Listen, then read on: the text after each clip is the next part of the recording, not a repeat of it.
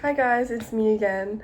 I just want to do a quick fit check because this shirt I just got at the vintage thrift, and I have these jorts that I made from pants, and I hemmed it myself. So, by hand actually, which I'm very proud of. Anyways, today I want to talk about bands that I love and why maybe you should love them too. First one is Pierce the Veil. Pierce the Veil has helped me through like so many bad times in my life. Like just the music and the way that I can connect to it. Like Yeah Boy and Dollface is my favorite song because it talks about suicide, and it like has helped me through really tough times in my life. And just everything that, Vic Fuentes and his brother have written has like helped me through a lot. So I would recommend Pierce the Veil. It's my favorite band, and I am going to see them in October, which I'm really, really happy and excited to like see them. Okay, I got my cat in. Yeah, you can come in.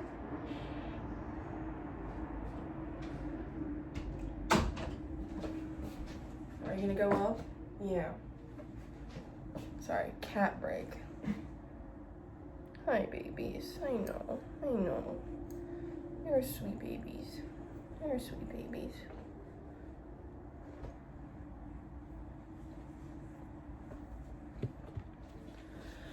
Okay, well, I guess I'm talking with her here now.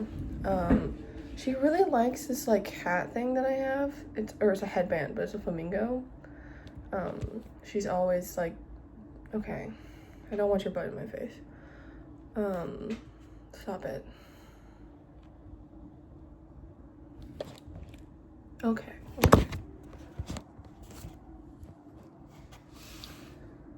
What?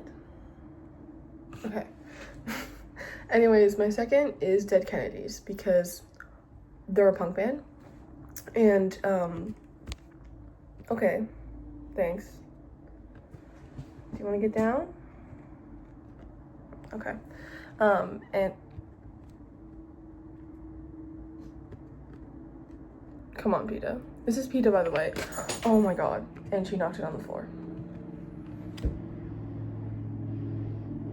Okay. Anyways, Dead Kennedys. I love their music, and they're one of the first bands to actually have a person of color in their like band, which is pretty cool. Like D.H. Pellegro, I think is his name. He actually died recently, which is very sad. But I love Dead Kennedys and how like I love satire in media, and like a lot of their music has like satire elements to it, especially like their song Kill the Poor, because obviously they don't want to kill the poor. It's just like it's a parody, I guess. I don't know, it's satire, but I mean, at least I hope so. Yeah. But I also have been getting into VK, Visual K, so Gulu Gulu, Didorama, The Gazette, Malice Miser, like a lot of those bands. And I'm still linking new to it because I'm also getting into Gyaruo and Gyadu, which I actually haven't been doing most recently because I'm emo. And it's like sort of similar style. It's like still 2000s, but it's a little bit more like oomph. Oh my god, another cat.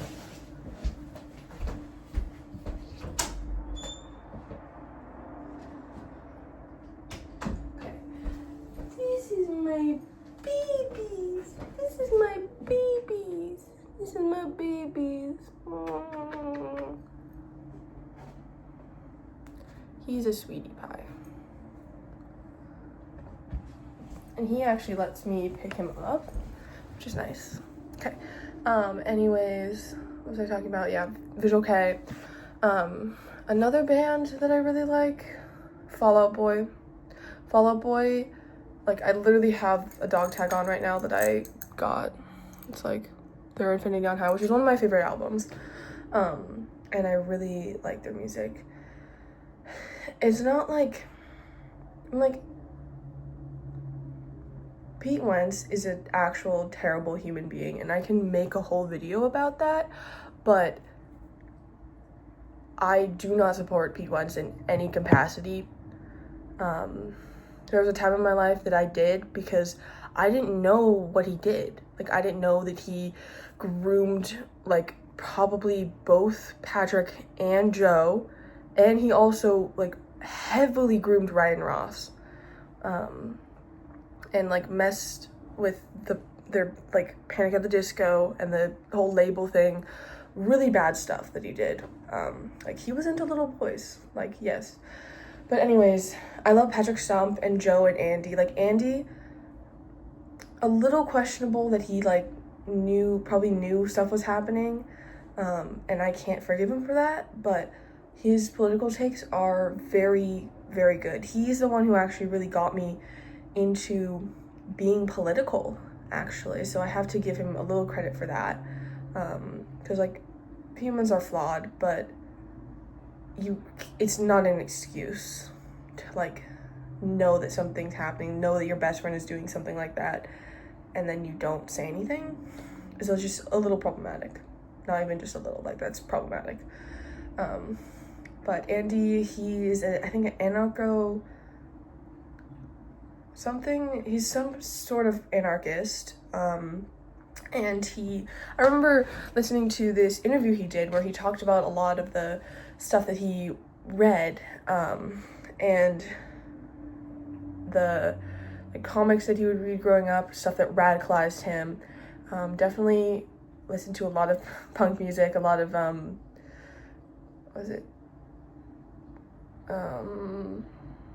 what's that genre that's like, you don't do drugs, you don't do alcohol, you don't do any of that stuff. I can't put my finger on it right now, but maybe I'll think of it later. I think right in here, it's straight edge. I was thinking of straight edge. Yeah. But anyway, that's, like, what he's in, because he's also a vegan, hardcore vegan. He has a, like, vegan coffee shop, I believe, somewhere in the US, which is really cool. Yeah. And I've seen, okay, I do love MCR, but especially their first album, that's my favorite. But I have to say, it's a little disappointing how much everything has been costing. And I know, like, there are probably a few reasons, like, they have to pay the actors, they need, because it's a full experience. Like, the Black Parade tour, it's not just music, it's like the whole production that you're paying for. So that might be part of the reason why it's so pricey, but it's also like they need to find ways to make it a little more accessible. So, like, it just sucks because it isn't as accessible, and, like, yeah, they need to pay the actors. So, like, I understand why it's so much, but it just sucks that they don't make it a smaller production so that they can make it accessible to people, you know? But anyways, Amster's not even my favorite artist. You know, I also have a Evanescence, Amy Lee poster up, because I love Evanescence. I got their album on vinyl. Actually, let me show you guys. I love this. It's so beautiful. And it has some demos on it, which is really cool because it's like the anniversary edition. Okay. Oh, also, another thing I got at the vintage store was this pin. I love this pin so much because I have a bunch of comics. I should give a comic tour next. And I also have a bunch of CDs and records, which I also can do a tour of if you guys are interested in that. Like, I have a record player that also plays cassettes and CDs, which is really cool. Also, I have a Wii and a Nintendo Entertainment System. Like, I don't know why, because, like, my grandpa just gave me it, like, a few months ago. Like, I don't know. Yeah. Okay, I think that's pretty much it. Specimen. Specimen is like this early goth band that played at the Batcave in London, and I love their music. Like it's so I really like the kind of like horror element that the Dead Man's Auto Chop song has, and that's why it's one of my favorite songs, because it's like it's very yeah, but they're a goth band, early goth. And I wish I knew the names of more folk punk bands, but trust, I just listen to whatever.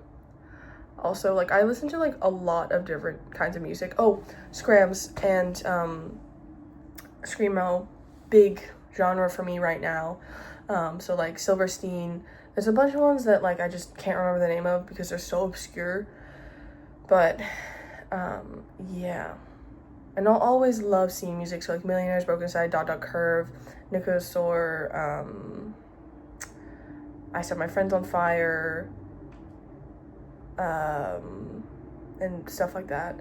Also, I'm gonna like tell you everybody that's going to Aftershock, because I'm going on Saturday, and I want to like share if I know the bands or not, and like then listen to them and like see how I feel, and I'm gonna do that recorded, and I think that'd be a pretty cool thing. So I have a bunch of video ideas, so get ready for more content. Yeah, I think that's it, so bye.